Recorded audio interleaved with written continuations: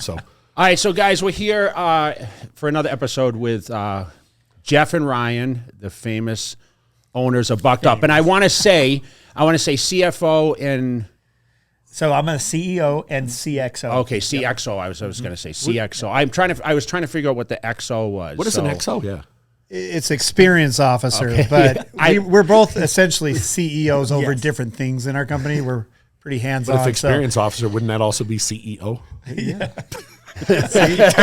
don't start yet because we'll be in a fight here before long. So it's kind of cool because you guys came to Vegas. We've been trying to do this for a minute because we obviously met a long time ago. Yep. We've seen the rise of Bucked Up, and you guys living close to Las Vegas. We've actually been at quite a few events together, and we're really happy to have you down here today. I know you had some business down here, so we finally made it happen. This has been like 6 months, maybe. Well, thank you. I thought you were scared to come on my podcast. You'd probably make a few people nervous walking in here, but thank you for having us. Congratulations on FIBO or on. Excuse me, the Arnold when you got the Lifetime Achievement. Yeah. That was amazing. Awesome. You did a great job up there, man. You know what's funny is I didn't have a prepared speech. Everyone thought like that. I had a couple of notes. Good. So, and I did actually leave out one important segment, which was a guy that trained me for the 09 for the quad stuff, the Honey Ram Bod. So that's the only thing I did miss a little bit, but I just wanted to kind of timeline everything because – when you have that lengthy of a career, and I remember when they called me and said, hey, we want to have this award for you, and actually Matt kind of hit it from me a little bit. He knew before me. It was like, I started to think like, man, am I that old that I'm like in that, when I have this, like this says the legend, right? And it's like, man, that means I've been around a long time, and we're of the same age, and we have a lot of aspirations no matter what. And it's like, I don't know, I think you guys are working harder than me now. And why? That's the question I know you have a huge business. I see your brand everywhere now and, being in the energy space, and we'll get to talk a little bit about that. I mean, you were just swallowing pre-workout before you came on the podcast, so I like that, Shows how much you support it, right? There's two of us. So just think if you had two of you. You know what I mean? I know, but I want to know who works. Done. I want to know who really, there has to be one that works harder than the other one. Well... We take turns, I think, but we both push really hard because we're so competitive that we just push each other all day, every day. We want to be the best at whatever we do. So my going joke is, I work, Jeff works out. So he's a little bit more in shape than I am, but he also eats a lot better. But he has. You guys have your own gym at the facility, and we have a private gym that we shoot a lot of content at, and but we've always entertained the thought of doing a Bucked Up gym or a Bucked Up fitness where, like if they sign up, they get free pre-workout or, whatever. So, we're a fitness company, and so we actually, during COVID, a guy approached us and said, hey, I have this spot in Cary, North Carolina, where a gym just said we're out because of COVID. Mm-hmm. Let's start a gym together. And we said, hey, if you want to be a franchisee. So there is actually a Bucked Up fitness gym. Big one. In Cary, North Carolina. It's like 35,000 square feet, 40,000 square feet. And they do the, sign up now and get a bottle of pre-workout or, How many times have you trained there? We've gone there about 4 or 5 times. Yeah. So really? Yeah. Yeah, actually, I'm more of like power lifters. I have an appearance in Statesville actually coming up. So I'll be out there, and a couple of my buddies live in North Carolina. Great place. I actually thought about moving there at one point because we were just talking about, I was under contract with a company there once, and I was doing all the tours, and Europa was based there, right? Yep. So they were doing all the distribution back then. But, it's kind of funny because we were just conversing about, the buildup of the company and how you guys like wore every hat there was as far as like shipping, probably processing, everything. All of it. And that's what amazes me. And, we talked about the start of like where it came from. And I know there was a cool story. I know we want to get into that. We'll get to that. But like for you guys, tell us like your background. Where are you from? How was your growing up? Yeah, I mean we're from Clearfield, Utah. And yes, they're twins. So we are twins. If you haven't noticed. Yeah. So we were fighting out of the womb. That's how competitive. Who's we older are. though? I am 5 minutes older. Okay. I tell them all the time, respect his elders. Okay. Use it against me my whole life. I mean, honestly. Did you guys dress the same like growing up? And Well, our mom dressed us the same, but sometimes we'll show up at Bucked Up wearing the same outfit. No way. And then they find that to be hilarious. So, but it's In 4th grade, I had punched a kid in the face, and we were dressed the same. I ran after I punched him. I ran around the corner, and here comes Jeff. And the guy comes around and blasts Jeff. story of my life. This guy could get me in trouble. But what did you do after that? Did you fight the kid? I said, I'm wearing different clothes. That's what I said. So who was tougher? It's whoever was more mad at the time. Okay. We fought every day. In fact, believe it or not, during our 10th to 11th grade summer, I got shipped off to Alaska. My parents were sick of us fighting because we would fight 4 and 5 times a day. Well, it's mostly his fault. That's why he got sent off. Right. So you had a chip on He your shoulder? gaslighted me. He gaslighted me. And then I would act out and we'd be fighting. You know, we'd play basketball every day. We'd play soccer every day. We'd play all the sports that we were just super, super competitive. It's like playing a mirror. Just think if you had a person that you were that competitive with and they finally said, hey, it's time for you guys to have a break. Yeah, I'm the youngest of 7 in my family, you know, and obviously my brothers and sisters were older, but I mean, my brothers used to beat the hell out of me, you know, and they toughened me up. And obviously we had a family business, working in that business, and that can be a little difficult sometimes, you know, being around family all the time. And I know you have other family members working inside your entity now. And is that always I mean, how are you guys reactive now to each other? And I mean, our little brother has broken up quite a few fights, Really? fights between us, especially at the beginning. Did you guys fight this morning on your way here? No, we're good. It didn't matter. It most days doesn't now. matter. Like literally 5 minutes later, it's done and over with because we were so used to that. In fact, we went on a mission for our churches, and you have to be with a companion the whole time, right? On your mission. And there was some times where I was like, wait, is this guy mad at me still for what happened in the morning? And it's like 5 o'clock at night. I'm like, my twin brother, 5 minutes later, it's like no big deal. And we just got done throwing hands, you know? Yeah. So, but we grew up on a farm, so we were farm boys, and our dad was known as Wait, you were on a farm too? Yeah, my brother still had raised, he has about 60 cattle, my brother still. In Massachusetts, we had like 100 acres or something like that. So. Well, we know that know lifestyle. exactly what you're talking about. We grew up and we had the meanest dad in Clearfield. He was an old school self-proclaimed. farmer. Yeah. I got to meet your dad at your warehouse.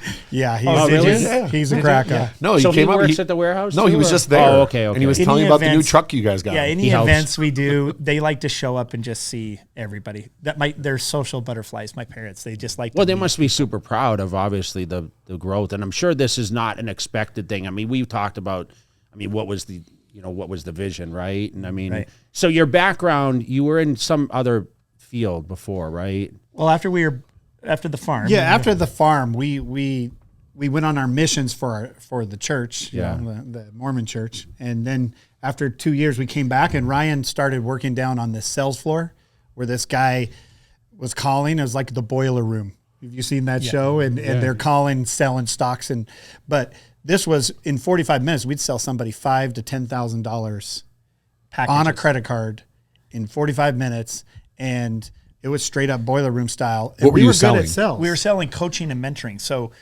we were saying, hey, here's multiple streams of income. We'll teach you how to make money with real estate. We'll teach you how to make money with the internet. But really what you need is someone to hold you by the hand that's already been through it, and they'll show you exactly what to do step by step. And then we would sell them this package. Because these are all people who would buy or go to a seminar that wanted to make more money. Sounds like They were scamming people way back then, like Way the guys back are then. now. It's like what all the online trainers. Dude, and No, everything, I've seen a lot of that today. I mean, you see now social. Is this prior to social media? Prior to yeah. any, Everyone and their mother has it now. Yeah. And half of them, they're motivational coaches, but they're not motivating people at all. Right. But they're just ripping people off. And we realized the guy who was making the money is the guy who's producing the leads to go on that floor. And so Ryan moved down to St. George, which is only an hour and a half north of here. And the guy came in, and I'm like, I don't want to be on the sales floor. I don't want to be on a phone call, calling and making sales. the rest of my life. I'm just going to ask this guy for a job. And so he came in and he's like, I said, you're making really good money now. Let's go buy you a car at the auction because we had our dealer's license. And I said, let's go buy you a car. Well, while we were buying him a car at the auction, I ended up saying, I really need to come down and work for you. Learn how to do leads. He was like, good, because I have no clue what I'm doing. Come on down. Wow. And that's how it started. So leads was the Lead big generation. thing. Yeah. Yep.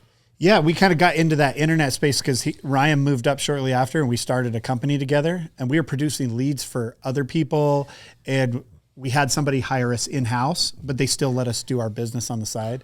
So we were making really good money producing leads for the sales floor. They were doing about $1 million a week in sales. Wow. And we got a percentage of whatever they sold. So it pushed you. Yeah. So you guys have been rich for a long time. We've been See, legacy, a lot of people, like actually, a old school lot money. of people think that,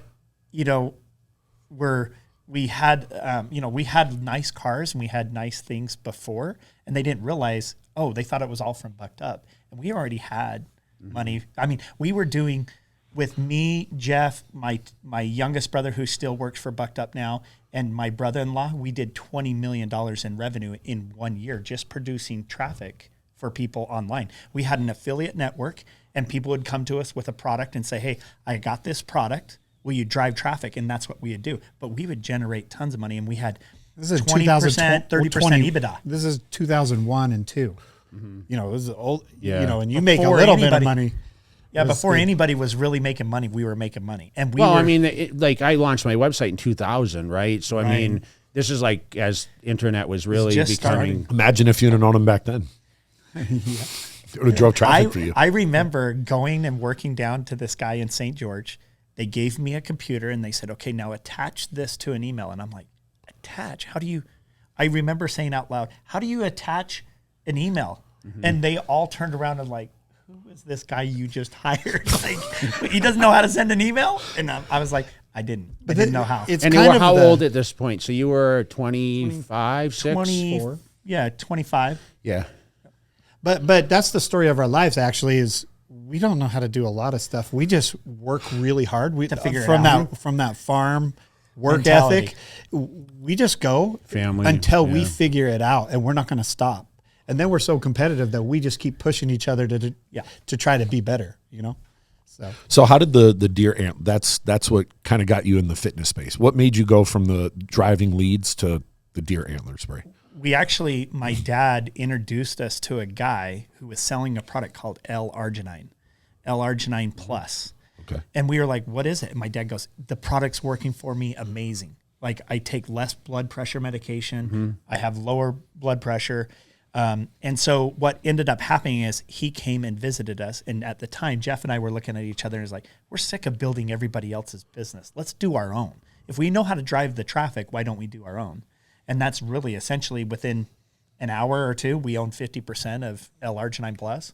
We said, just make sure you keep the product in. We're And going to stop. push. We know how to push the Well, traffic. you Just guys keep live it in the supplement capital of the world, really. I mean, Really, manufacturers everywhere. I mean, I was there for Weeder, all the Weeder off, like Right. their manufacturing was there, Shift Vitamins. I mean, I used Twin to love there. Labs. Yeah, everything was all there. the big Yep. MLM companies that do $1 billion a year are there, and Like all they do doTERRA, is New Skin, all of those big make companies. supplements. So when you were Young introduced Living. to this, saying in the supplement space, I mean, it was still early phases, right? Of like, Oh, yeah. super I mean, early.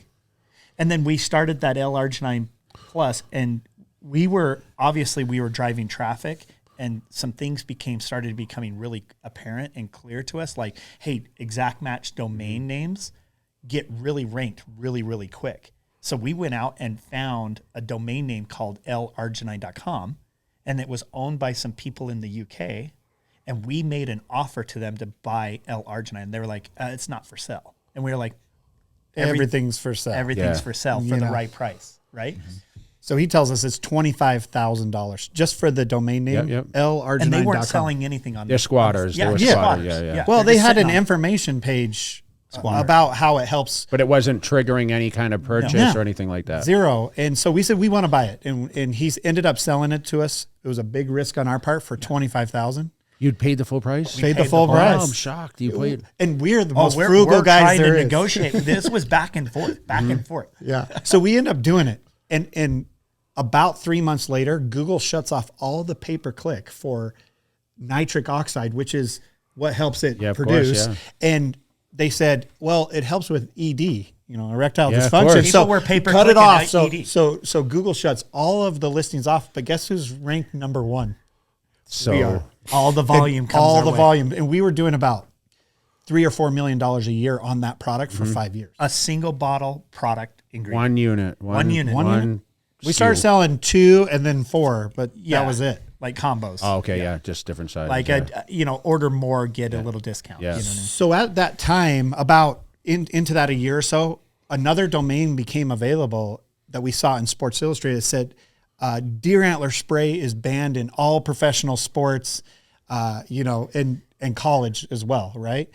And we went to GoDaddy, and we see on GoDaddy it's available for $6.99. No way. Yeah. We're like, how come nobody has this name? We know what Why year hasn't this anybody is, bought it? guys. This is 2013. Okay. Yep.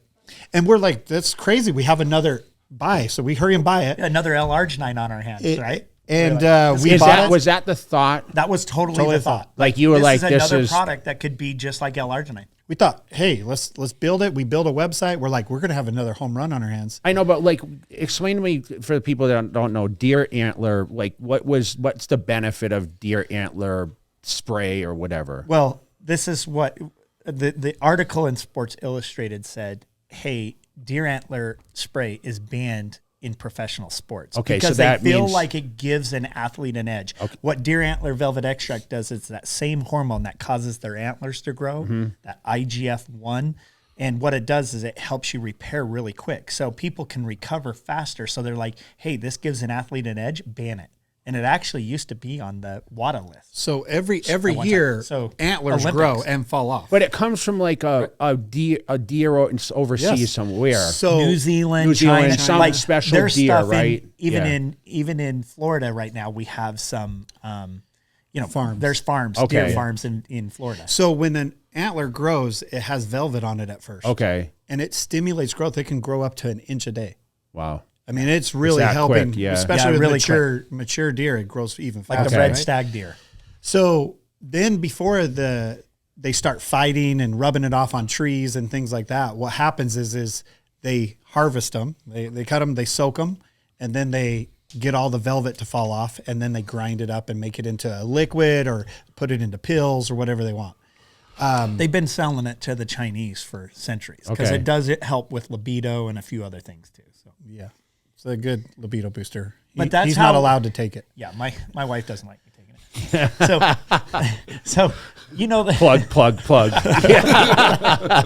that's a side effect, guys. That's a negative, not necessarily a positive. So, so once we had the deerantlerspray.com, we developed the site, and we were like, this is going to be another L-arginine product. And soon to find out. So for about 5 months, we were only selling 5 or 10 bottles a day. We're like, nobody's reading this article. Obviously. Like nobody's looking for it or anything So like you're that. disappointed this time, or Yeah, we thought we're gonna have actually. to take this horse in the back and kill it because it Really? was like, Oh, for sure. the bottles were gonna expire. Yeah, we were hoping to 'cause sell all it's- the bottles. Yeah, it's like 2 years. Yeah, it's or 2 something, years, right? but we Yeah. were like, we're not gonna run out of 5 Yeah. bottles a day. We ordered 3,500 bottles. Okay. And so selling 10 or 15 a day is Yeah. not very Yeah. many. And we were like, we're going to have to figure out how to liquidate So these. one day we walk into our office just like we walk into here, and we open our computer and there's 100 orders. We're like, are we getting affiliate scammed like Yeah, from yeah, our internet yeah, days? Like, this is an affiliate scam going on. And the next thing you know, another 5-10 minutes later, another 100 orders. And we're like, what is going on? Where are these coming from? Somebody calls us on the phone and says, turn on the TV right now. And we turn it on, ESPN, and Ray Lewis is the whole news that day for Super Bowl Media Week. And he gets accused right on TV. A reporter shows receipts and says, I have a receipt that shows that you bought deer antler spray and it's banned. And he said, it couldn't have been better. Like a deer He in the goes, headlights. I bought it, but I didn't take it. And everybody's like, yeah, right. Come on. You can't test for it. Yeah, of course. Right? yeah. It's just They don't like have a different yeah. people's Hey, long testosterone story short, all the bottles sold within a couple hours. Every single bottle we had. We were making this bottle for $5. It was on sale on our site for $39. When 100 orders came in, we said, we're going to run out, slow it down. We moved it to $59. doesn't stop. Move it to 79, doesn't slow. The rest of the day, we sold for $99 a bottle, and all of them sold. So, because production, like you couldn't just call a manufacturer and be like, hey, I need these runs tomorrow, right? Which there's a lead time, right? Just that's what people don't understand. So when you stock out, and it's at least a month or more, right? Yeah. So we sell all the bottles in one day. The very next day, GNC calls us and says, hey, how fast? We saw your website. How fast can you get us deer antler spray? We need 30,000 bottles. And I'm like, oh my gosh. I called the manufacturer. I go, hey, this is Ryan with deer antler spray. He's like, I thought I'd be hearing from you. How many do you need? And I said, I want 50,000 bottles. How fast can you get it? He goes, I'll rush it. In 3 weeks, we had 50,000 bottles. 30,000 went to GNC, selling thousands of bottles every week. They bypassed all the red tape. You know, like in GNC, it takes like 8 months to get in, and then you got to go through the reset. And let me ask you this. So GNC calls you. Okay, you know what you're selling for D2C, right? Yep. How do you determine the price you're going to sell it to? Well, we know. So because of our experience with affiliate marketing, and we knew what we had to charge in order to pay out, right? And so we said, hey, look, at 49, we can make margins. We can still do a split and still make good margins here, right? And so that's really how it happened. GNC, believe it or not, they take 60% of your margin. And then you have product. You have to ship it to them, and you also have chargebacks or whatever. You know, they nickel and dime and fee you to death, right? But so we just said, this is what we need to do, and this is what we need to charge in order for it to make sense for our business to operate and make margin and make more money. Right? Yeah, because I always wonder about that, because having different companies, obviously I've dealt with GNC before. Everyone has different margins, right? What they want to charge on a product, but they're not experienced enough to walk in and say and negotiate the best terms, right, and deal and whatever else, because they don't know what the future is, right? Just because they want 50,000 bottles doesn't mean that you're going to blast through them, right? Yeah.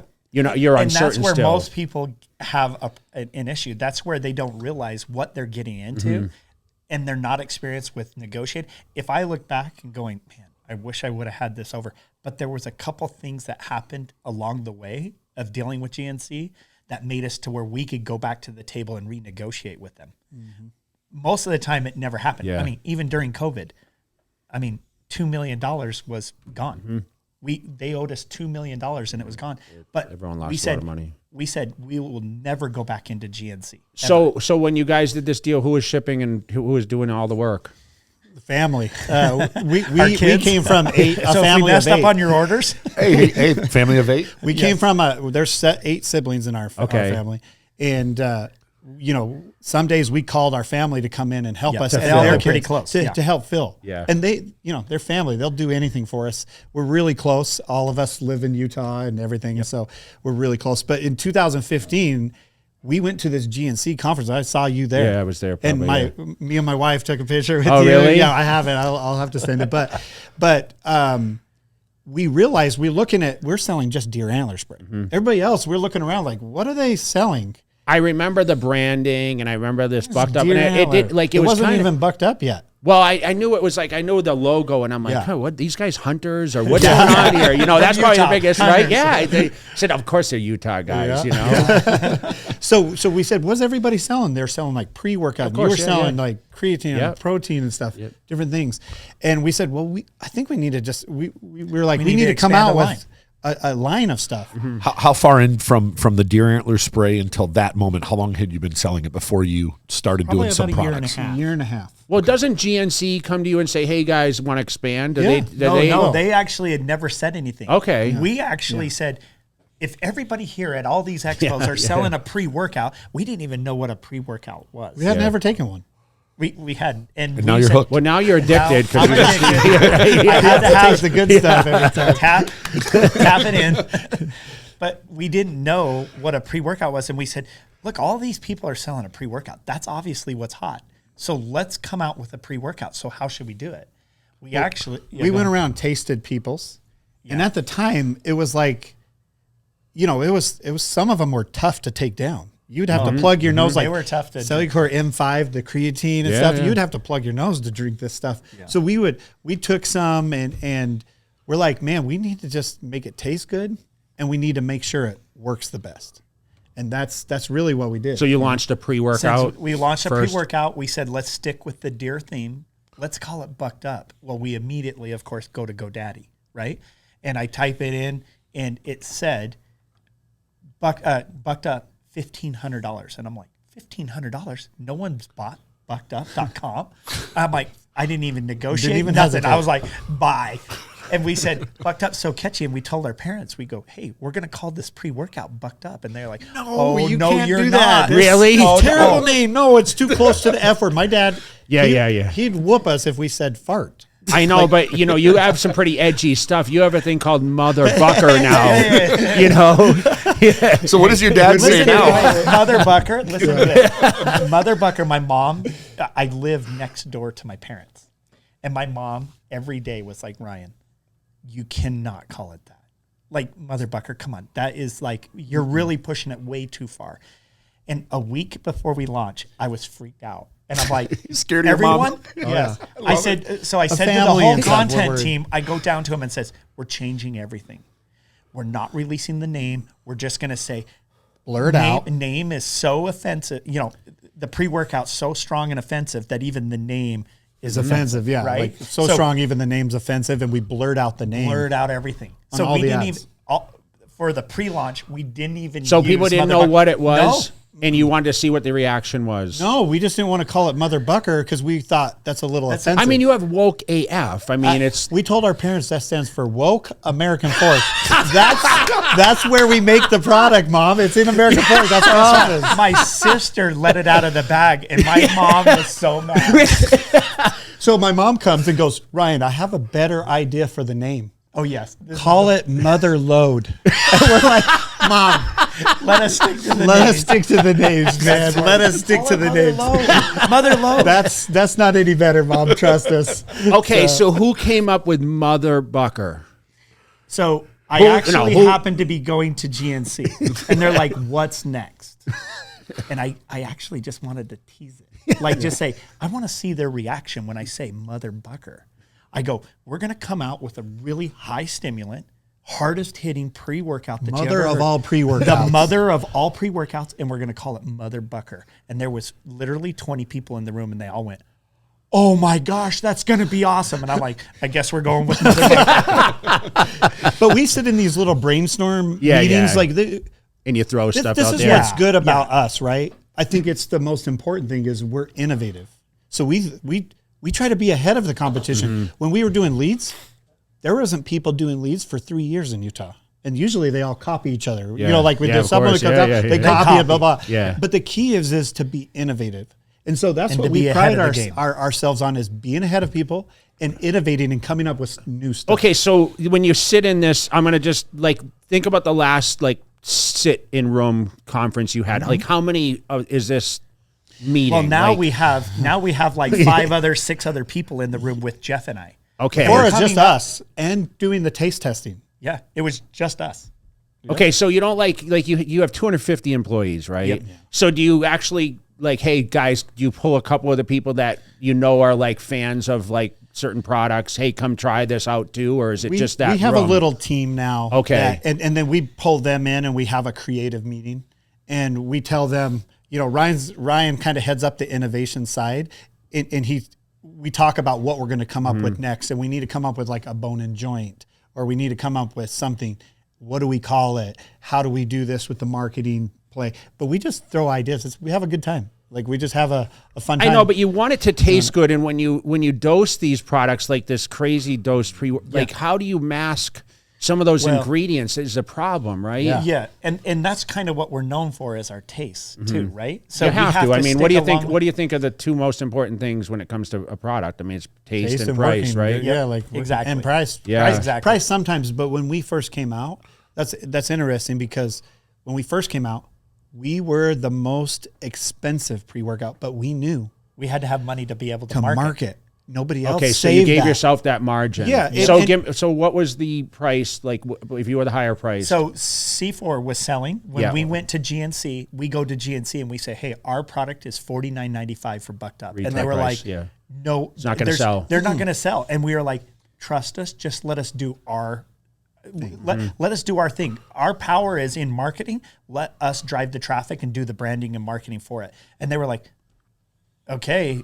And when we came out, we had a full transparent label. Nobody else did it at the time. Yeah, I remember it was a lot of proprietary blends and they whatever said, else, right? C4, all these people are going to knock you off. Muscle Farm, everybody. That was everyone's fear. Yeah. They're going to knock you off. And we said, well, let them beat us at marketing. Yeah. Like our brand. Yeah, our so brand is good. in Like marketing.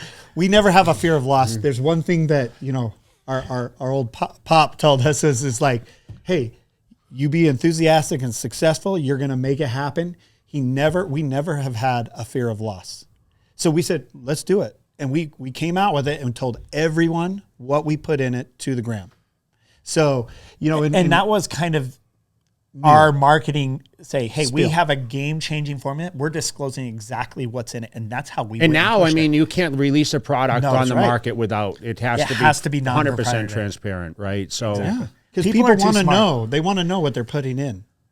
And at the LA Fit, when we first came out with Bucked Up and had 1,000 bottles that we produced, we took it to the show, and they said, "Why aren't you handing out samples?" And we said, "Because our stuff. This is we're too frugal, for Utah. We were like, Cheap. we were cheap. It was a cheap deal, but we were like, here we have a dispenser. Go try it, taste it, and if you think it tastes good, wait till you actually work out with it." And they would try it. And they were ours, and it was word of mouth at that point. They would drive more people to us and everything, and it was game over from there. And Jeff runs our ambassador program, which we have over 80,000 ambassadors now. That it's not what you say, because at every expo, everyone's going to say how great their products are, but it was what everybody else was saying, and that's why we have an ambassador program. We paid a smoking hot girl to post about our pre-workout. Was the first one? Yeah, she had like 500,000, which was a lot probably back then. Yeah. Yeah. This is in 2016. Yeah. And she had 500,000 followers, and we paid her $600. She got us 5 sales. And we come from a background of conversions, like performance you pay marketing. when something happens, right? And we lost money on this girl. And a girl walks into our office and says, "Hey, let me promote it." And we said, "Okay, we want to give you this code, and we want to track it." Well, she had 5,000 followers, and she got us 18 sales. So you had no idea about affiliate marketing? No one did, right? Because it wasn't a thing really then. Nobody did ambassador. Yeah, okay. But we did affiliate marketing. So that's why we knew what we had to charge, because we needed. So you set up a code and gave her 10% or whatever 20%. it was? Okay, 20. That's good. Because our margins were high enough to be able to pay. And we were paying more than anybody else. That's true. Okay, so that's why you said you charge more for the product, so you leave yourself the marketing money. Smart. So what's crazy is at the time, we looked at each other and we're like, ding, ding, ding. Yeah. We got to use micro influencers, not the big guys, right? Yep. Yeah. And to this day, we have never used a big celebrity. Now, Although we're here to make that happen. We got to figure something out. You didn't know this. You didn't know this. They're going to pitch you on. But you're on the spotlight. That comes later. Yeah, that comes later. So at that point, we started helping our ambassadors grow. So I was running the social side of our company, and we figured out how to grow Instagram accounts at the time, and that's to have people follow, unfollow, and everything else. We ended up getting a tool that helped our ambassadors grow. So we said, if you become an ambassador for us, we're going to help you grow your account. They loved us. They were like, you got me 5,000 followers this month, and I made commission with you guys. And we're like, that's all we want. Just keep blasting us out. We had 500 ambassadors we were growing at any one given time to help, and they would have to post about us twice a month. And we were getting them 5 girls that show their booties. They get like 10,000 followers a month.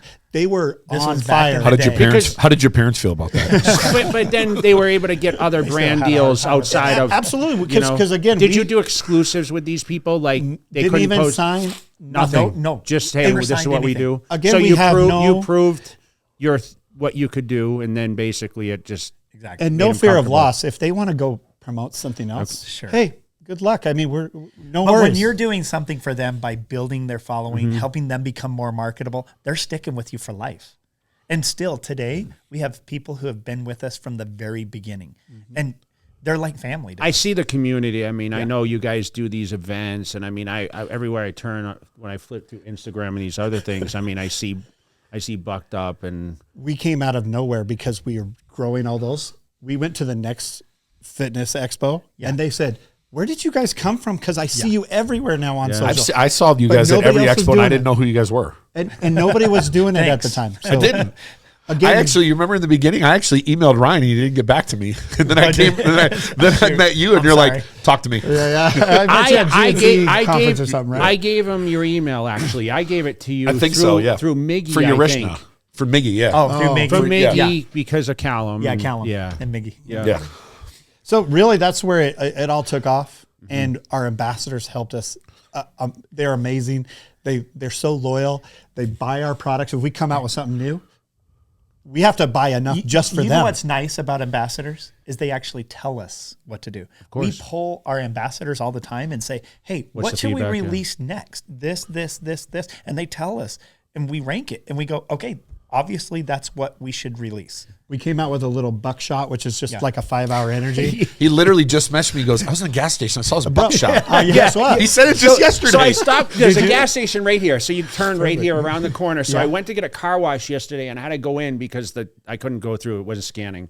And I walked in and I'm talking to the girl and I looked down and there's like this thing called buckshot. And I'm like, holy shit.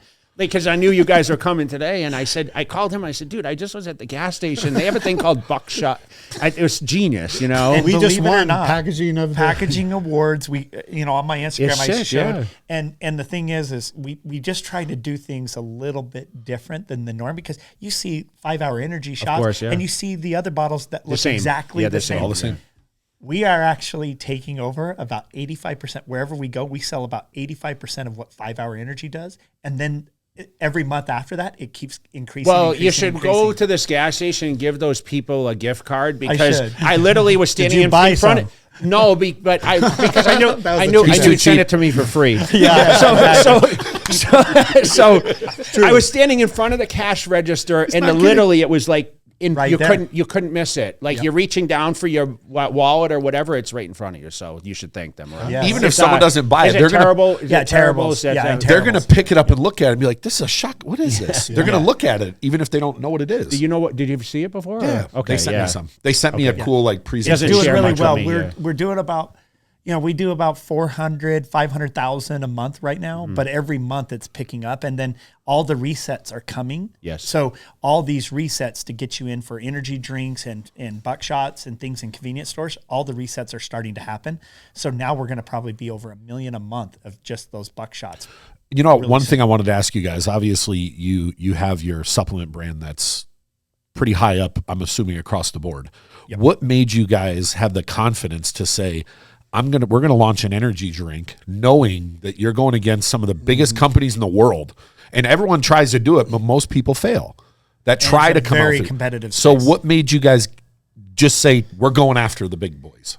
It's kind of funny because we're talking margins right now, and I know that when you're selling in volume and weight and everything, so talk a little bit about it. Yeah, yes. Energy drinks, just to ship energy drinks. That's why most people don't sell energy drinks off their website, is because it's $14, $15 just to ship 12 cans of energy drinks. And then by the time it gets there, something's broke.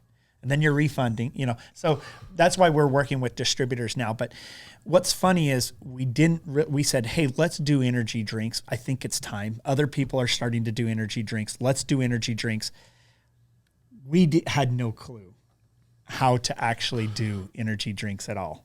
And we came out with some, and we were just selling to our regular people, ambassadors. And when we came out with some, we had an ingredient, like you said, about masking and different things. Oh, yeah. One of our ingredients wore off, and the first 275,000 cans tasted like bitter at the end. Oh, no.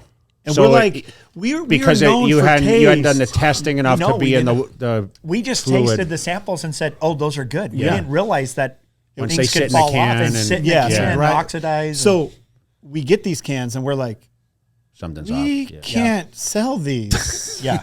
We're They known work for well, taste. but- We're known for our taste. We literally took those things out in the desert, and we're blowing them away with shotguns, rolling them over with trucks. Did you film it? You should have. Got lots of content out of it. But people were like, why are you blowing up your own drink? Yeah. And so we were like, yeah, maybe we shouldn't do that as much.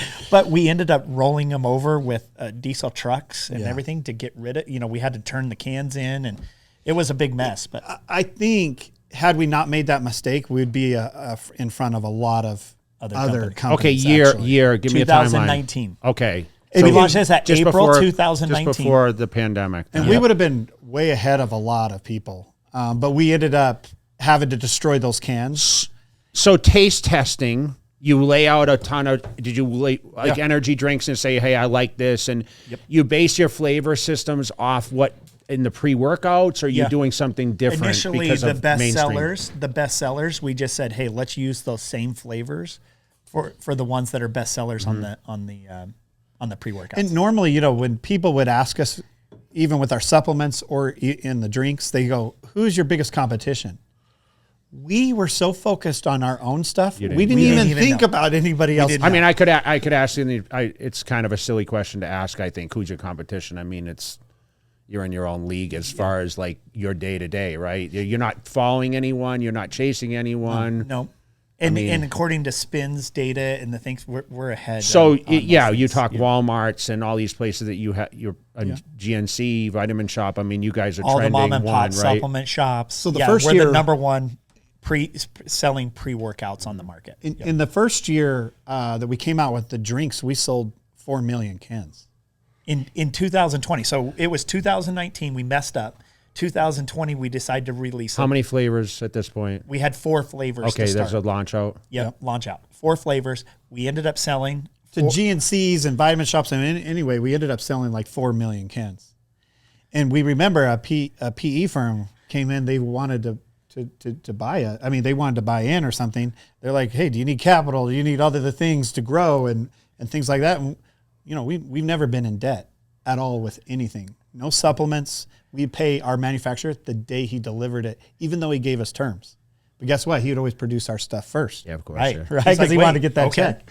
So, we were just going along that road, and we were trying to figure out, this PE firm comes in and says, hey, how many cans did you sell? And we said 4 million. They go, who are your distributors? And we're like, what are you talking what's about? A distributor?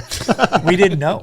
We didn't even use one distributor. Because you were shipping to the GNCs, vitamin or the vitamin shops, right? And mom and pop supplement shops, right? D2C. Some, right? We didn't know what we were doing. So you didn't know that, hey, this game is a distribution type thing. We didn't know it was a distribution game. This guy comes in, these guys come in, they go, we have somebody for you. And we're like, well, who? And they go, the former CEO of Dr. Pepper.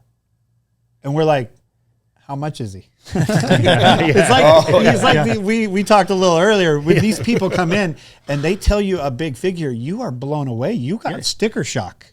Oh, they were making, the guy goes, hey, he needs this much. And we were like, that's making more than Jeff and I put together. What are you talking about?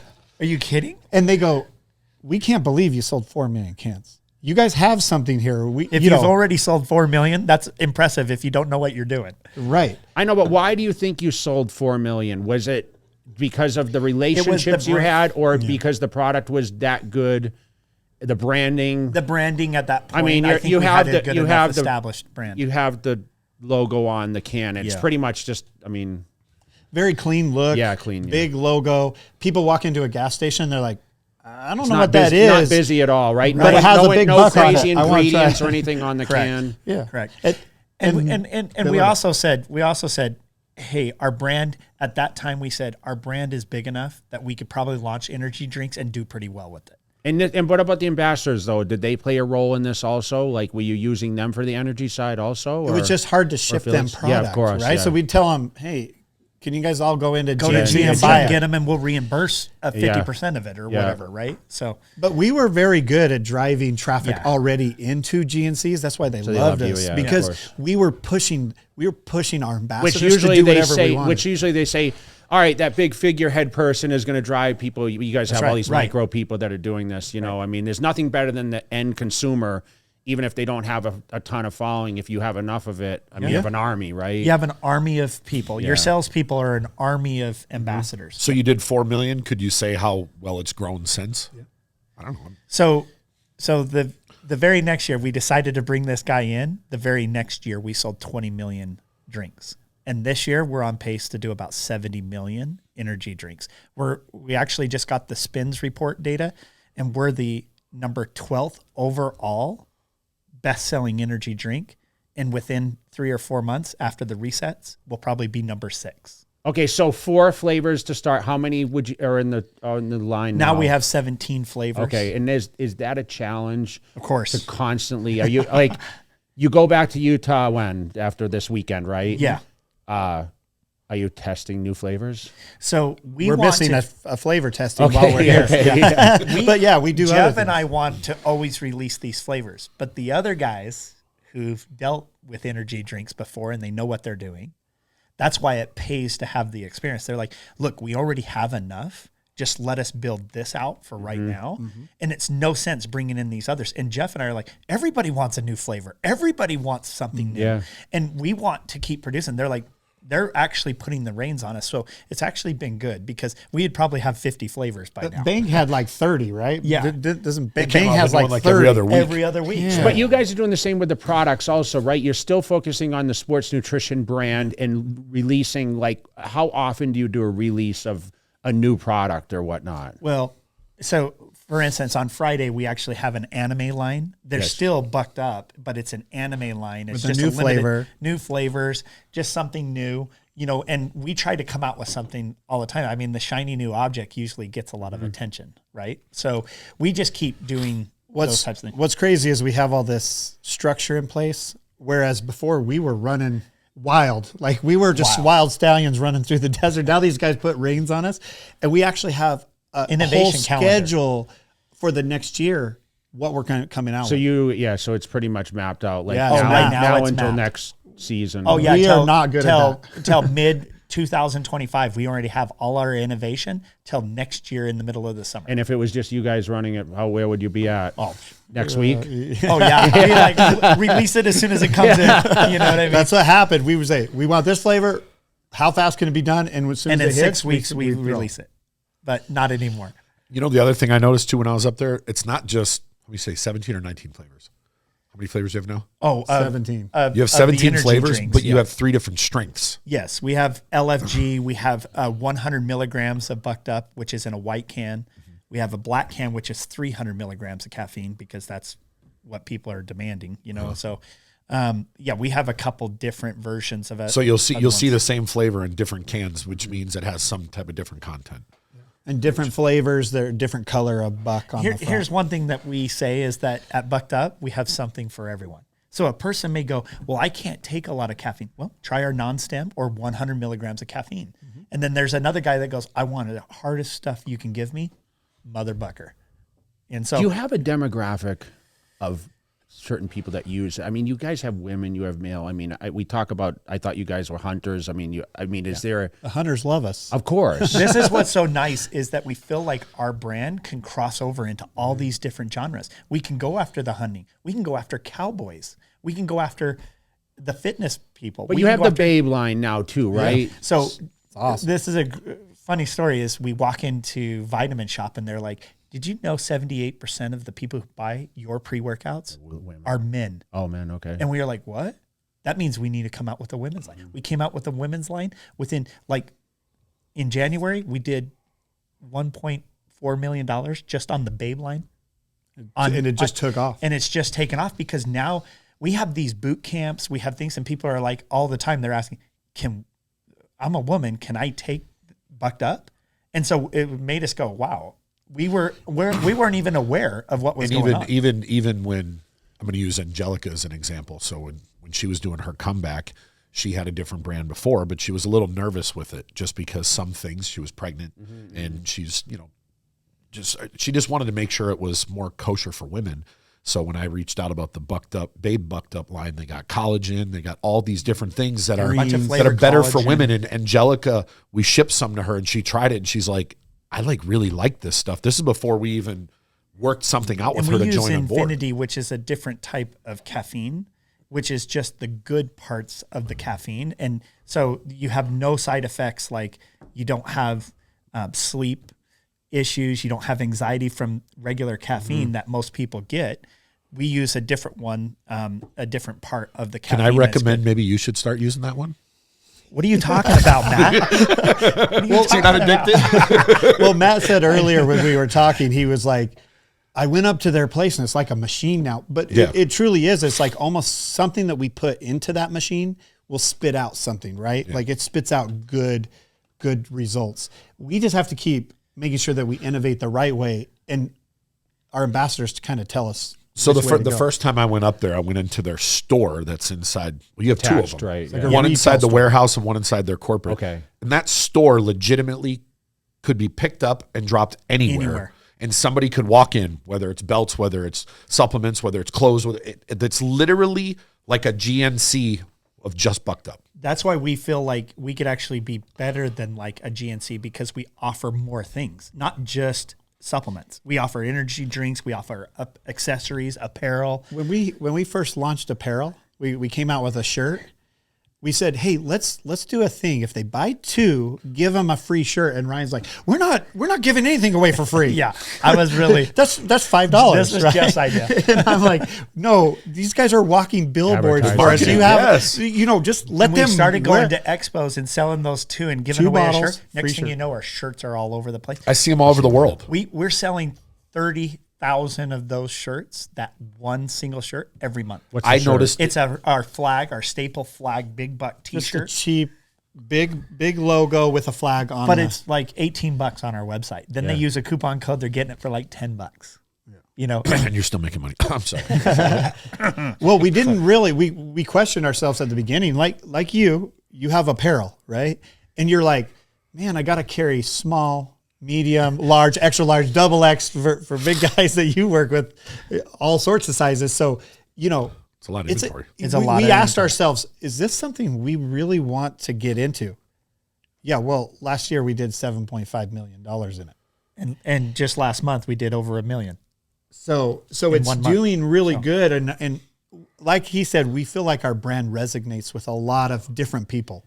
I saw it all over the Arnold UK. I saw people wearing it.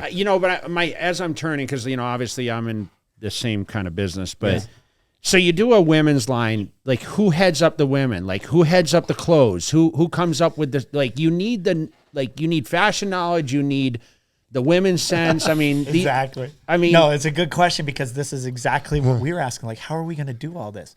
Now, our organization is getting set up that we set it up better now because what we do is now we have people that are over those individual type items. So we have a product manager that helps us get it from A to Z. We have a person over apparel. We have people who help innovate and come up with, hey, what ingredients should we put in this? We get input from our women and our ambassadors. So it's like this big, huge conglomerate that also all comes together to make it work. Here's the hardest thing about running an organization with a lot of people is that you got to get them all rowing in the same direction. And right now, there's some people who are drilling damn holes in your boat. And you got to get those guys off the ship as quickly as possible, right? And some are looking, they have their paddle out, but they're not rowing. Yeah. They're just hard, in the water. They're not going. It's just a job. And we're going as hard as we can because that's our style. We just go for it. And then those other people, that's why, our jobs as the owners of the company, we're just trying to motivate everybody to keep rowing as hard as possible. And, we try to set up things in our company that help them stay motivated to like, hey, if this guy isn't rowing hard, let's get him off. And they tell me, hey, this guy is not a team player. Mm-hmm. And we get that person off the team real quick. But it's great because they're all motivated and say, hey, if my bonuses or my performance is based off of this guy, well, hey, we're all going to be rowing really, really hard in that same direction. So it's crazy. It's not, like, it's actually to think about, like, because we come in here, we know exactly what you're going, what you're doing. Yeah. And we're like, that is what we did. I'm a one-man operation. And here's hey, but Jay, honestly, a guy came in to our thing and said, you know what the problem is? You're trying to be the CFO. You're trying to see the CMO. Who is that guy, though? Is he involved in your business actually, at all? So listen to this. A guy, we may need to raise money to start our energy drinks. Well, we And were doing something else too. We had this social media business that we had grown, and that's what we were helping the ambassadors grow with. Yeah. And I was focused on Bucked Up, and Jeff was focused on our social media on the company. ambassadors and stuff. And we had a social media company, so it was separate. And we wanted to sell this so that we could focus on social Bucked media. Up. And this guy came in, and he's like, "Wait, you have this and Bucked Up? Too much, those are really good businesses." So then we had him kind of consult us, and because we said, like Ryan said, we might need capital for energy drinks. We It's want to tons. release energy drinks. We may need some capital. And he goes, you want to know what? Look, I can help you raise capital, and I can help you go out and get PE firms or people to invest in your company. But I can already tell you what your problem is. It's you. And I'm like, I'm the problem? Or like, who's the problem here? What are you talking about? Because Jeff's running the social media company at the time. And he goes, you're trying to be the CMO, the CFO. You're trying to do legal. You're trying to go and fulfill orders. You're trying to do everything. You can't possibly grow if you're stopped. Very next week, I hired a CFO. CFO comes in. Within a month, he tells us, you don't need the money. You have plenty of money. You have plenty. You don't need the money to do energy drinks. Debt. So guess what happened to this PE guy? Sorry, guy, you're out because we don't need the money. Yeah. And basically, he told me what we needed, and it worked himself out of a job. And so did that number scare you to start the energy? Like, I mean, how do you come up with a number? Because like me sitting here and being in the business, I have no idea what that number is. Like, how do you determine how it goes by the run of cans? And I mean, are they sold already? That's the question. I mean, if you get the POs from like a GNC or Vitamin Shop before they're made, or no fear of loss, man. No, just go for it. We told them, hey, we are thinking about coming out with an energy. We're interested if you bring it to us. And we said, okay, let us get some product in hand and going.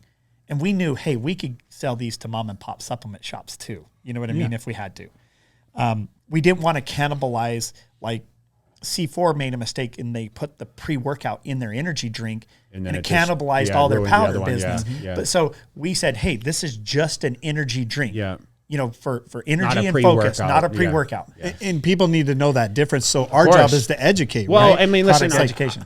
I'll be honest. Everyone's walking in the gym with a can now these days. You know, nowadays, it's just a convenience factor, right? I mean, convenience. It's ready to go. No mess, no nothing. You can throw it out. You don't have to find a bottle, or you don't have to. But they don't realize a pre-workout is going to help them push way harder because the citrulline, all the ingredients, all the other stuff. You can't put in a liquid. Yeah. So look, like we were, of course, nervous. We've always been kind of like really frugal, and when they said, hey, 200,000 cans, it's going to cost you $250,000. We're like, oh my gosh, are we ready to really do this? And can we really compete? And that's where you have to say, you know what? Our brand's good enough. That's where we had to say, we have the confidence that we can sell this and we can move it. Let's go. And that's really what we did. And we really have been blessed in a lot of ways. There's probably like 5 or 6 things that had to happen. Of just course. like deer antler spray. Yeah, of course. Yeah. I mean, all the it's stories like the stars are aligned. And there's only so much we can put in a podcast because, I mean, like I said, said before we started, we could talk for 6 hours because I'm curious about a lot of stuff because I know you had other questions too. But sleepless nights. Do you guys have sleepless nights with stress? Yes. I'm heading up international right now. I know that, and it's a whole different ballgame, like regulation and there's no such thing as going to sleep. And the problem is a time swing. So if you're talking to what, I wake up at 7 to talk on the east side of the world, and then at and these 4 are Skype PM, calls a lot or whatever, or Zoom and stuff. And at 4 p.m. Australia kicks in. They start waking up, and that side of the world is up, and you're like, this is not stopping. Plus, just we have a little pressure from these people that did buy in, and they want numbers, and you can't force international. They move at their regulation, and they're like, this is like 6 months to get a product through, right? And you're like, and then you got new labels, and if it's in different country, different languages, new ingredients. And we've set up 6 different countries that we're focusing on, but a lot of people don't realize it's like setting up 6 different companies. Yes, and it is stress. I mean. And I look back, I'm like, do I really need to be doing this? Or we do look at that. Yeah. Like, Jay, we look at you and go, actually, what you're doing is Jay has a nice I've listened to every big company look at me and say, okay, you're D2C and you're Amazon based and it's small and it's lean. It's lean. And you make some margin. And they're like, your profit. Yep. You reach that threshold and then it's just a machine, right? 250 employees, like families rely on you, right? Family members.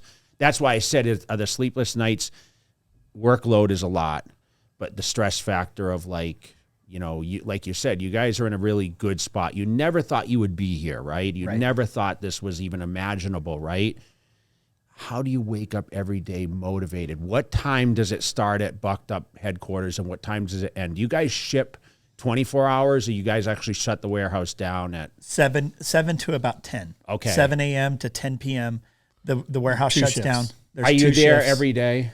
So we don't now. We don't really go to the warehouse. We used to be in the same building as the warehouse, and we'd go back there and say, But Cause- are you in the cause are you in the trouble. We always corporate- cause trouble. Are you in the corporate area? "We are. We're now in. We have a different place for headquarters. Okay. And so we have all the admin and people who content, marketing, all of that in that office, and we call it the headquarters. What about 5 miles apart, right? And Yeah. they're You went- literally which one did you go both. to? Both. Okay, Yeah. okay.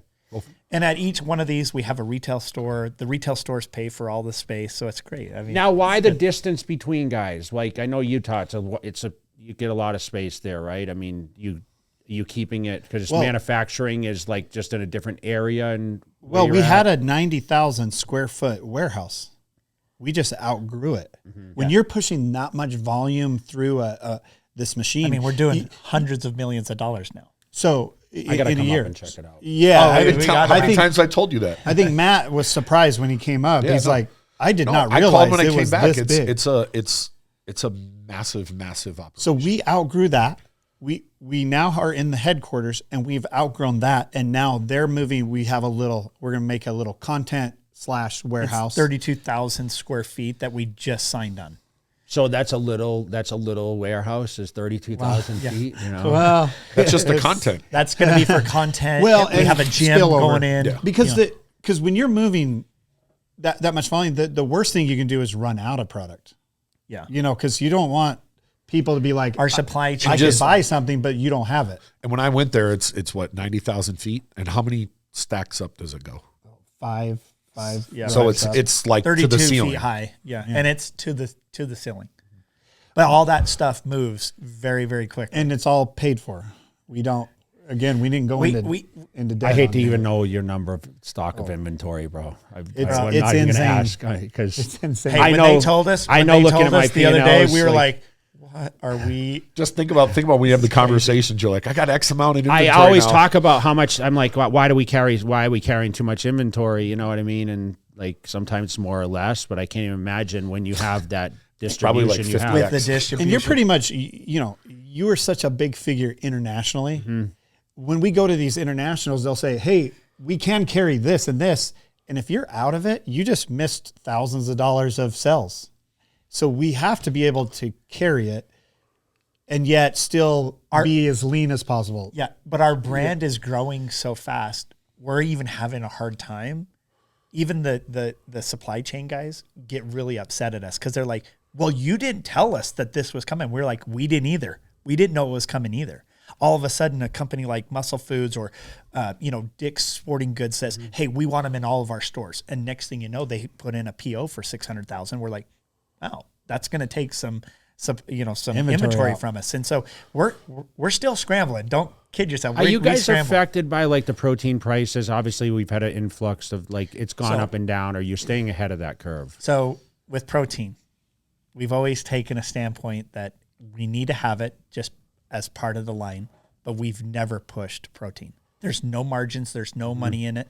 And in fact, at the end of the day, ton of space. and it takes up a ton of space. At the end of the day, you really don't make money with protein at all. And like we were going, we have to have it because it has to be protein everybody wants. It's every kind of a staple of a brand. It's a right? staple. Internationally, brand. it's Yeah. even bigger. That's all they want is an weight isolate, a gainer, whey, you or get a a weight gainer. gainer, You know, like that's all they want. You They produce don't weight really care. gainers just for certain countries. That's right. And those protein prices fluctuate so much, and they're controlled by you know who. And we're like, hey, you can't really build a business because you're in their never know power, what it is, right? yeah.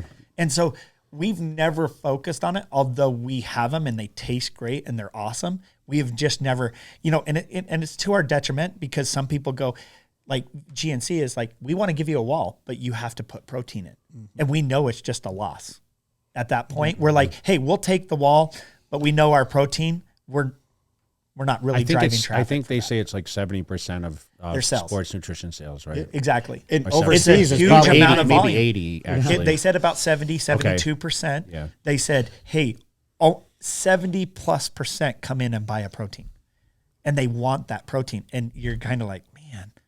That's a necessary evil. We need to keep doing, and with international, we're going to push it way And we do sell harder. thousands of bottles every month, but still at the end of the day, you're shipping that. You hope that they buy other items with that protein because that protein to ship, $14. You just mentioned the collagen for the women. And I mean, of course, if you were listening to your ambassadors, they're telling you, I mean, everyone's kind of zoned in on, you have to take a protein, right?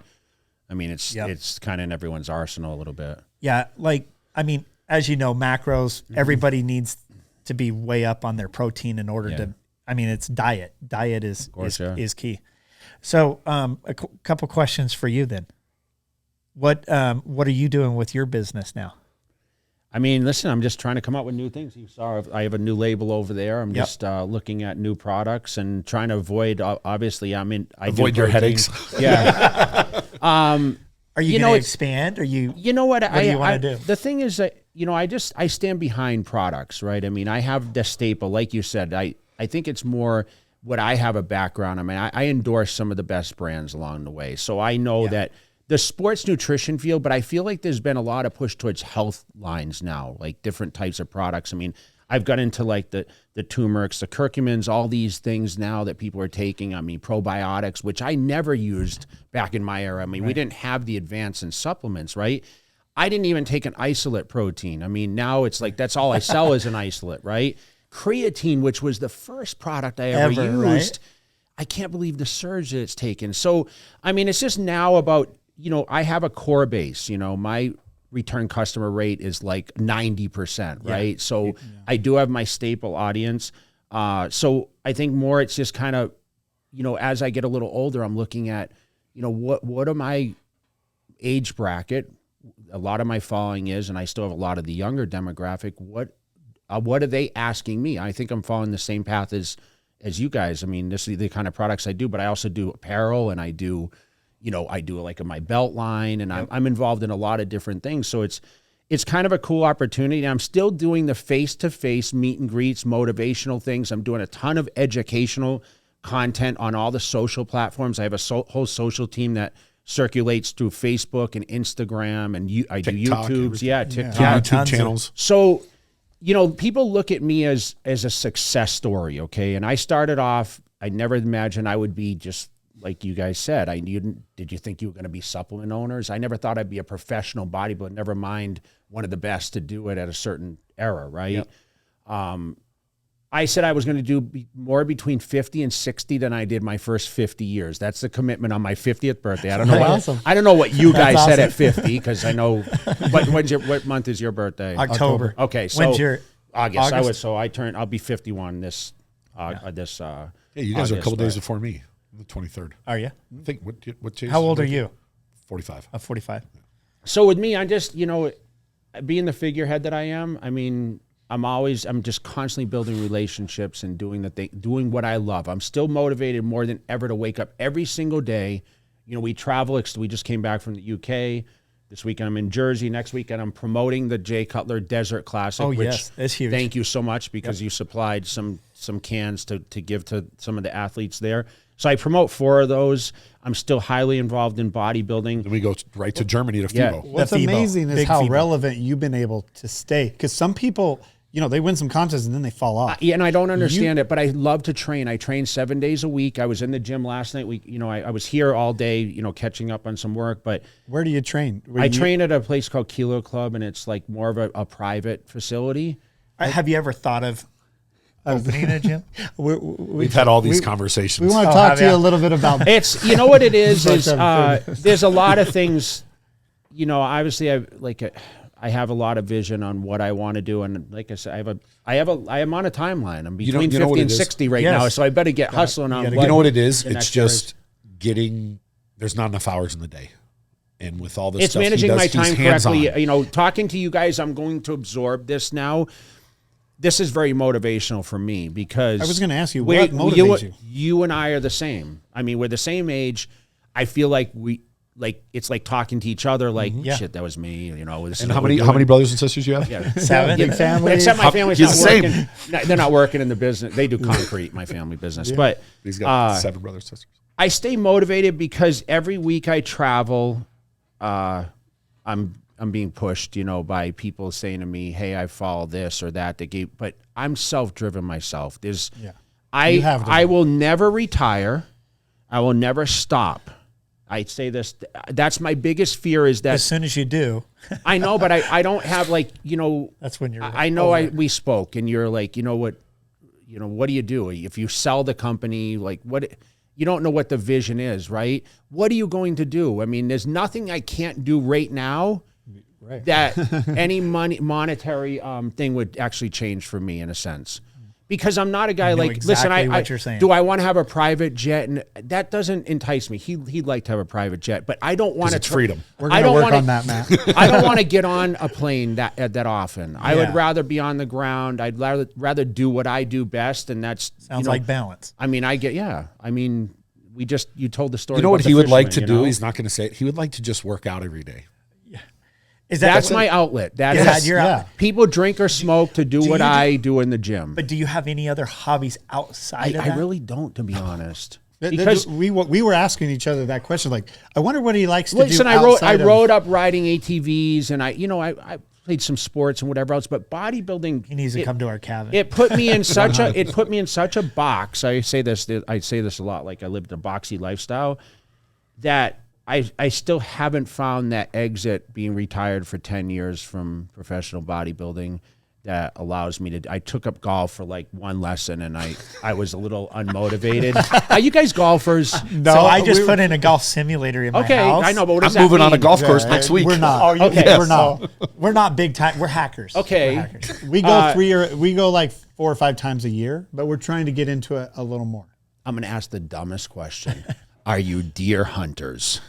Yeah, actually, we growing up we weren't. We were just working on the farm all day. It seems like we knew what we didn't want to do when we grew up. And I was saying concrete. I said I can't. My brother still do that. It's tough. It's tough work. Like that concrete business is tough work. That's my in-laws are concrete people, so it's like that's a laborious, tough job. And we do like to go hunting. My in-laws take us hunting a lot. But yeah, we love the outdoors. ATVs, UTVs. Yeah, we love. So we have a cabin. Dirt bikes. Yeah, we have a cabin that's by Bryce Canyon, right outside of Bryce Canyon. I've heard so much about it, actually. And you need to. We have Wagyu cattle I may never leave. That's the problem, Yeah. Does the phone service work there? It does. We and have it actually fiber, has fiber coming into the cabin. I kind of would like. This is out in the. I told him this. I said, dude, we need to go. You can turn it off. So you can turn it off. There's nobody around. So who goes more to the cabin? We're probably about the same. Yeah, we just whenever we want to go, we go down. Because you have families, obviously. Yes. So I mean, you have brother. Like, who is it? Kind of like a rotation, or hey, I'm going this weekend. Just whoever's like, hey, I'm going this weekend. And we have a little calendar that we'll book out if we want to. Really? Like, yeah. If we want to say, hey, don't go down this weekend because I got the whole. We family really coming. need to have you guys, Matt and Jay, out. So there. do you have talked about this vehicles forever. there, UTVs and that kind of stuff? We have razors. We call it. Who fixes the razors when you break the axles and all that? Every time we take someone, we're bringing one back. I know, but who fixes it? We have a guy that all he's doing is fixing our stuff all day long. He fixes shiz all day. I already know. I know like the whole. But you know what I'm noticing about this here is you guys have something in common. You guys know what it was like to have real hard work. Farming is farming is a 24-hour job. Structure, right? And when you come from that background, when you have what I call a job now, it's not really work. It's not work. There's people that work for a living. We talk about this all the time. We get paid crazy money to fly around the world and do fun. stuff and do stuff that people save 10 years for to go somewhere. We get paid to go there. That's awesome. And it's it's not really work. Yeah. So when you know what it's like, you're like, I don't want to go back to that. I say this all the time with him. Like, I don't spend a lot of money. Jill's like, you have to spend money. I'm like, I know what it's like to have nothing, like have no food and nowhere to go. So I don't want to go back to that. And that's what motivates me to keep working. And you guys have the same background in that. Absolutely. And you know what? It's just like probably, I'm assuming when you won all those years, you were out working a lot of people. Like you were out working everybody. And we feel like we're not afraid of hard work, but part of the success is just work. The harder we work, the luckier we get. I know, but you guys said, now you're crunching numbers now, which it made me think a little bit. Like you weren't crunching numbers before because it was all about having the passion of building something really cool and doing it together. And we have to put those numbers to the side because we always say we're not going to work any differently if we know numbers or not. They tell us this. We're going 110.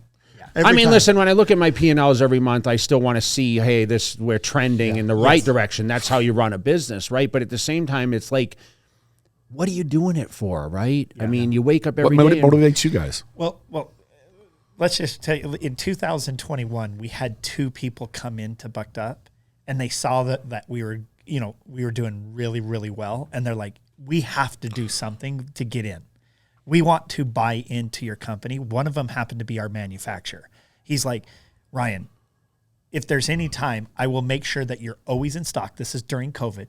I'll make sure you're always in stock. I'll give you a better deal on pricing, and I'll just make sure you're always first priority. And I'm like, okay, I'll give you a little bit better deal than I would the next guy. He came in. Then we also had the private equity group. So in 2021, we took off a lot of money off the table where the PE group came in and goes, hey, what are you going to do with this money that we give you? And we're like, oh, we're taking it all off the table. And they're like, well, how are we supposed to explain that to our investors? We're like, sounds like a you problem, not a me problem. And if you don't do it by the end of the year, then it's done. no longer an offer. Yeah. So they paid. We took it all off the table. We don't have to work, but we want to see this. And what motivates us is like this. I want to see a brand. I love it when we're in Costa Rica and I'm wearing a Bucked Up shirt and the guy's yelling, get bucked up. And I'm like, we're on to something. Yeah, so now I'm going to put you guys on the spot. I'm going to put you guys on the spot. Yeah. So Muscle Tech sold for what? 700 million? 750, yeah. Are you guys the first $1 billion brand? I don't know if we're the first. I mean, there's no, lots like of that's brands. I don't think there's ever been one. Sports side. Not company, but sports nutrition. Are you the first $1 billion brand? And it's a yes or no. We don't even think about it because we're just going, you right? throw them totally off because this isn't a numbers game over here. No, I didn't say how much. I would love to. Look, I want to build a brand that's recognizable throughout the whole world. It's pretty cool, right? And it's cool. That's fun. How I feel like when I go places and I see my murals on the gym walls or when I watch the demographic of these young kids lining up, and half of them are like, hey, my dad followed you or whatever, but I'm floored at how long my lines still are. It excites me. That's what we say about you is it's amazing. And I don't understand it. So if you said to me, like, okay, Jay, I'm not going to say, like, what's the secret? I have no idea. I think it's that you resonate with people. But I go to the gym every day. I post on social media. I react. I contact my fans. You ask him. I FaceTime people. Like, even people that place orders, sometimes something gets messed up or they don't like. I FaceTime or whatever. I heard you at the Arnold, man. You are good. Good. And people resonate with that, right? And that's why you're staying relevant for so long. You know why it is? He's good. He won't say it because it's authentic. It is. I really love what I do. There's nothing. So if you said, well, Jay, what's the game plan? It's like, I'm just living the way I want to live. I'm going to say this. There's a lot of people in the industry that put a front on and they're total assholes and they're full of shit behind the scenes. And I'm going to say that he's not. And when you've been doing this for 20 years, if it's not authentic, there's going to be slip ups, and it isn't. And people respect authenticity because there's a lot of fakeness in this world. And you know what? That's what I liked about you as well, is that even at that St. George, even though it being really, really small, you were there and you were meeting and talking to everybody. You made us feel really like we were nobody. And we came up and started, hey, I'm with Bucked Up. I was like, and you were just acting like a normal. I loved it because I'm like, you were really good at relating to. And I think you're the same as us. When whenever we do business, even with our manufacturers or people that help us with our marketing or thing, we want everyone to win. And, you know, we just want a win-win relationship, and there's enough that everybody can win.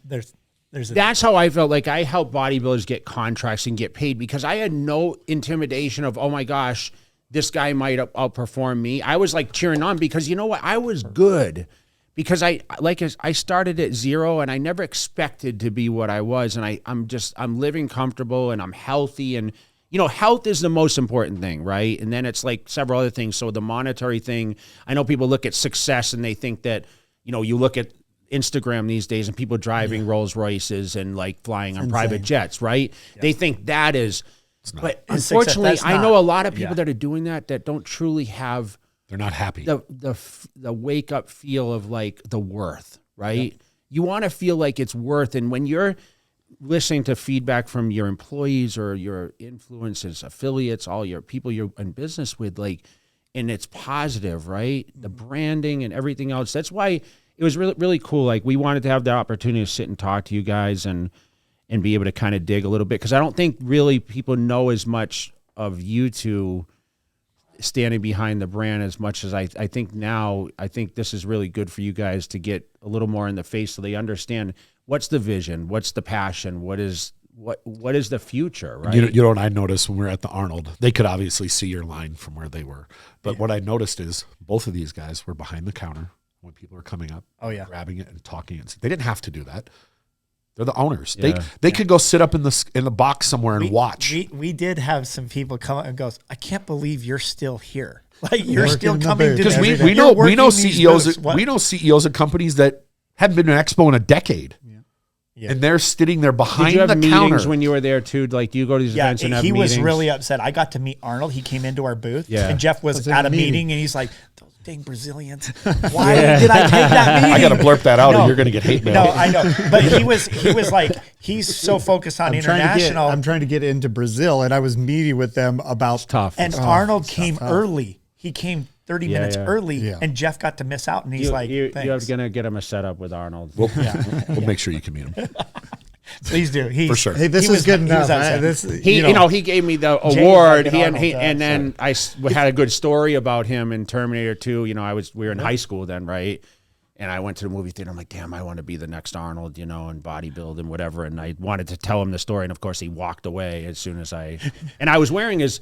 I think he handed something over to you. It's almost like it almost seemed like he handed over. It's kind of happening. Is it slowly?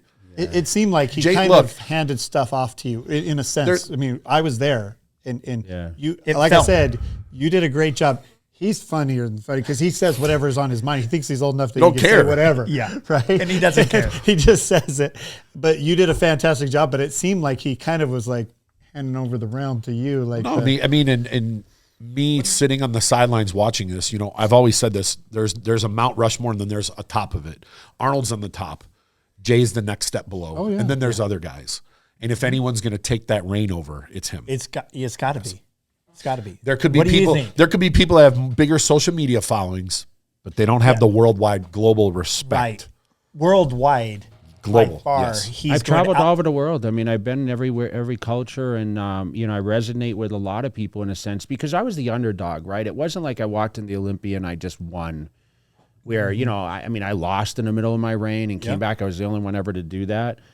And I wasn't certain I was going to be able to do that at the time. I was actually had a confidence issue because, you know, you listen to enough ears, people, you know, you listen to people say, hey, you know, he's done. He's, you know, it's just like you guys. I mean, who would have thought, like, who are these guys, right? They walking in here. I just believe that if you truly wake up every day and you have that sense of belief in what you do, there's no ceiling to what we do. 100%. I mentioned that in that speech. And well, thank you for having us on. We again appreciate it. It's always good to spend time with legends and different things. And Matt, you got somehow the right guy with you because Matt's awesome. He's awesome. You're able to talk. We talk all the time, and he's easygoing, the best. You guys need to come to the cabin. You need to come up to the. We might need to close some kind of deal up there, right? About you helping us with international and being our first big celebrity. I think this is was a good little match. So Callum, We know is they have a lot of actually money. One of the first celebrities we've ever decided to bring on as someone that was a bigger. And we were like, is Callum kind of done with his career or what? But we were like, we had known Callum for 10 years, before, but we had never brought on anybody big ever. It's always been these micro. I know because he was up in Utah quite a bit at the time, and he's such a great person. That people that follow him, of course, they know the surface Callum, right? Yeah. And he was that outgoing personality, and obviously he played Arnold in the film and all that. Yep. But he's a great representation for what you guys do. I mean, he's still involved. Like you said, he's put on some size the last few weeks. And he's honestly, he's like family. Yes, like he's a solid, he's met authentic, everyone, lived authentic. with us. What you see is what you get, awesome. right? Yeah, and we want him. He's to a guy win, that would right? stay at your house if you came up there and visited or absolutely. whatever, right? And we want him to win. Yeah, of course. I mean, he works with us. We want him to be successful, be happy, win. Everybody goes through struggles in life, right? Course, yeah. And so like these people are going, hey, do you know his past? Blah, blah. Like, look, everybody deserves chances. Not Past the is second chance, yesterday. third chance, fourth chance. They deserve as many chances as you give them. Guess what? I truly believe that if you're surrounded yourself by eagles, you'll be an eagle. Yeah. Yep. You know what I mean? And that's what we just want him to win. We want him to be successful and happy and win. Yeah. See what we talked about, people. Yeah, pulling people in as we people pulling up. see what happens. They're here for It's trouble being a star. You know what the truth It's is? tough being a You know what the star. truth is? Those people heard that the owners of Bucked Up are here. Yeah, That's why they're here. I'm sure that's why. So just so you guys know, someone just yanked on our entrance door. here, but that's why I This locked is what the you do door, all because day. they would have walked in and we would have. We had one time where that guy came in and what was he saying? My mom created your son. It was crazy. But Hey, listen, it's guys, been awesome. Thank you. Yeah, we thank you. appreciate you guys. Did you have any more questions, or we? No, I think we're good. Well, listen, I think it's all good. we're gonna meet up again, and congratulations on all the success, and it's only beginning, I'm sure. So, Thank you. and I appreciate it. Appreciate your time. Yeah. We're out. Thank you. Thank you.